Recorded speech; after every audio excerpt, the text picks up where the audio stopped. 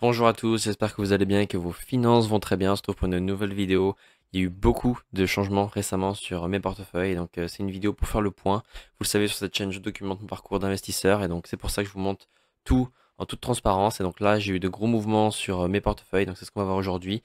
Et quand on vend, c'est aussi l'occasion de voir est-ce qu'on a gagné de l'argent ou pas, parce que tant que vous n'avez pas vendu, tout ce que vous voyez en bénéfice n'est pas vraiment dans votre poche.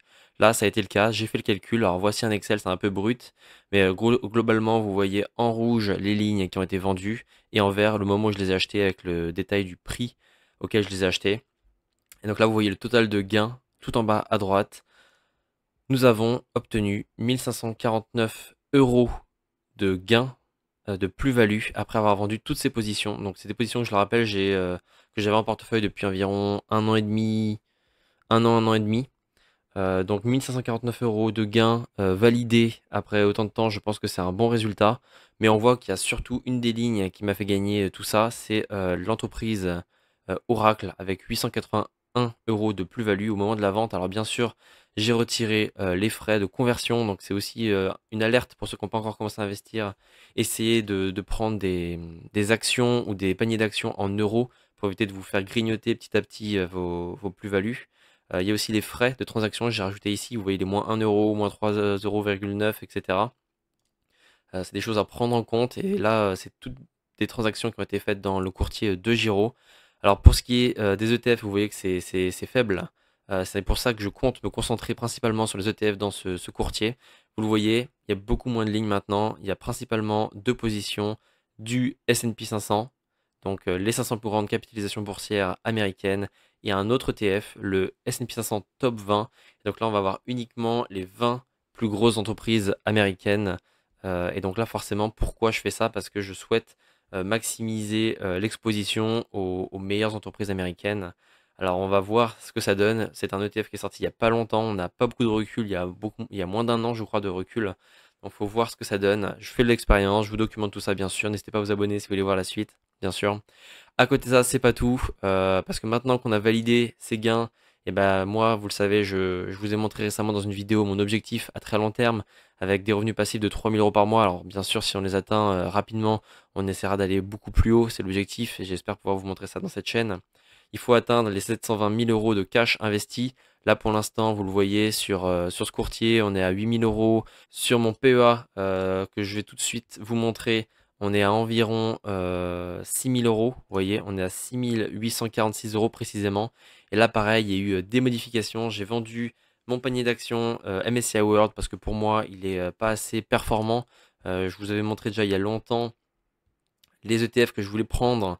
Je l'avais pris celui-là, le MSCI World Swap, qui est pas cher, il est à 5 euros, donc pour ceux qui ont des petits budgets, c'est très bien. En plus, sur Boursorama, il est à zéro frais de courtage. Au moment de l'achat, il y a zéro frais de courtage, donc c'était pas mal. Sauf que voilà, 8% pour moi, ça ne répond plus à l'objectif d'investissement que j'avais fixé avec vous dans la précédente vidéo. On avait dit 12% de performance par an, et je sais presque, d'après ses performances historiques hein, depuis 30 ans, qu'on ira difficilement atteindre plus de 8% de performance par an.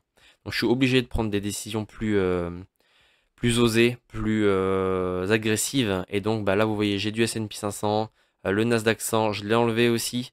Je vais essayer de rattraper ça en prenant des ETF plutôt axés sur les top 20 entreprises américaines, mais aussi en faisant du stock picking. Et ça, je vous montre ça aussi sur mon autre courtier. C'est là où je vais essayer de me challenger le maximum, essayer de vous montrer comment est-ce qu'avec du stock picking, on peut faire mieux que des paniers d'actions. Je suis débutant encore en investissement, donc il va sûrement y avoir des ratés, hein. Et je crois que c'est déjà le cas pour cette entreprise Novo Nordisk que j'ai peut-être acheté trop haut. En tout cas, il va falloir être patient parce que je sais qu'elle a des bons résultats financiers. Je sais qu'elle est bien gérée. Par contre, voilà, il y a eu un CEO qui a démissionné récemment. Donc le temps de retrouver un nouveau CEO pour les investisseurs, de faire confiance à cette entreprise à nouveau. On va voir ce que ça va donner, mais voilà, pour l'instant on est à moins 22%, donc c'est une très contre-performance. On va voir, bien sûr, on est sur de l'investissement long terme. Mon objectif c'est à 15 ans, je vous l'ai déjà montré dans la précédente vidéo, 15 ans d'investissement, atteindre les 720 000 € de capital investi. Donc on va suivre tout ça sur cette chaîne que je vous documente, bien sûr. On a aussi mes investissements en immobilier décentralisé hein, que je vous montre déjà assez régulièrement. On va essayer de faire grimper tout ça petit à petit. L'objectif, c'est d'avoir 10% de rendement sur tous mes investissements immobiliers. Alors l'avantage, contrairement à un achat immobilier physique, c'est de pouvoir être diversifié dans le monde entier Et ça, et ben, à distance, pas besoin de faire de visite, pas besoin d'aller réparer le chauffe-eau, pas besoin d'aller faire quoi que ce soit. Donc c'est ce que j'essaye de faire aussi en parallèle de ces investissements boursiers. Là, l'objectif de fin d'année 2025, je le rappelle, c'est 20 000 euros investis sur les marchés boursiers. Je pense qu'on va l'atteindre assez facilement, à moins qu'il y ait des grosses baisses sur les marchés. Mais vous le voyez, jusqu'à maintenant, là, on est remonté à... voilà, on a eu la crise des tarifs. On est remonté depuis. Maintenant, il faut voir est-ce que ça va continuer comme ça. Je vous tiens au courant. En tout cas, pour ceux qui n'ont pas encore commencé à investir, il y a toujours des liens de parrainage pour commencer avec un bonus vos investissements. Et il y a aussi, bien sûr, un lien vers Finery pour l'essayer pendant un an. Pourquoi? Parce que bah, c'est tout simplement génial de pouvoir, comme ça, rapidement, brancher tous vos portefeuilles, avoir votre allocation ETF, actions, comme ça, en un endroit. Moi, je vous le rappelle, mon objectif, en tant que, pour l'instant, jeune investisseur, parce que ça fait 2 ans maintenant, c'est de faire 50% panier d'actions, 50% actions. Donc là, vous voyez que j'ai du cash qui va être bientôt investi. Là, il n'est pas encore à jour, mon Finery. Mais voilà, c'est l'objectif. Je diversifie ça aussi sur différents courtiers. Donc on a 2 Giro où j'ai 8 000 euros, mon PEA avec 7 000 euros bientôt, Interactive Broker aussi dans lequel j'ai 1 600 euros de cash qui vont arriver et dans lequel il va falloir que je place.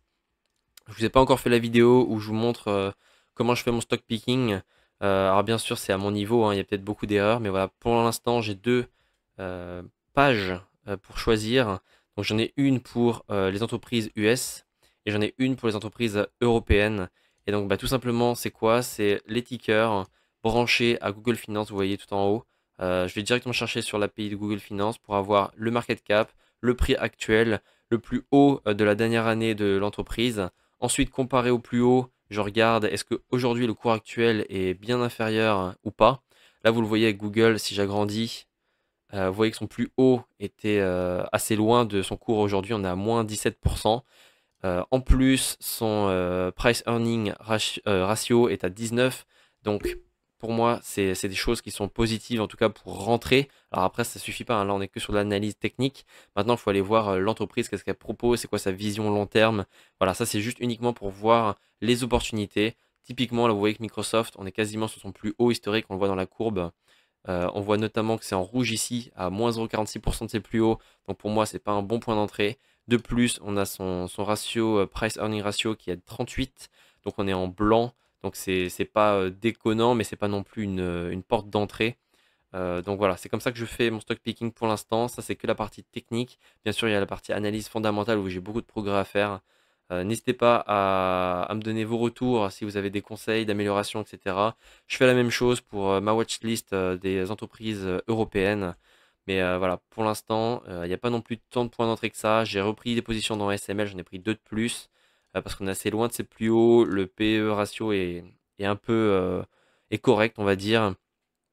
Je pensais pas rentrer dans LVMH aussi. Je vous avais fait une vidéo il y a longtemps quand même pour me dire que je rentrerai pas là-dessus parce que bah, c'est une entreprise française et on sait qu'en ce moment les entreprises françaises se font assez matraquer fiscalement. Là, on est à moins 40% de ses plus hauts et c'est pour ça que je me suis dit bon, je prends pas beaucoup de risques. Pour moi, l'entreprise ne risque pas de descendre beaucoup plus bas que ce qu'elle a déjà descendu. Alors même si elle descend de 50 euros ou 50, voilà, c'est pas non plus choquant. Mais bon, je me suis dit, voilà, j'ai quand même une grosse marge de manœuvre pour moi, donc voilà, on va essayer. Je vous tiens au courant comme d'hab. Prenez soin de vous, prenez soin de vos finances. Pour ceux qui veulent me suivre, continuez sur Telegram, j'ai mis le lien dans la description. Vous pouvez venir répondre à mes posts et me parler directement. Donc voilà, à très bientôt, prenez soin de vous.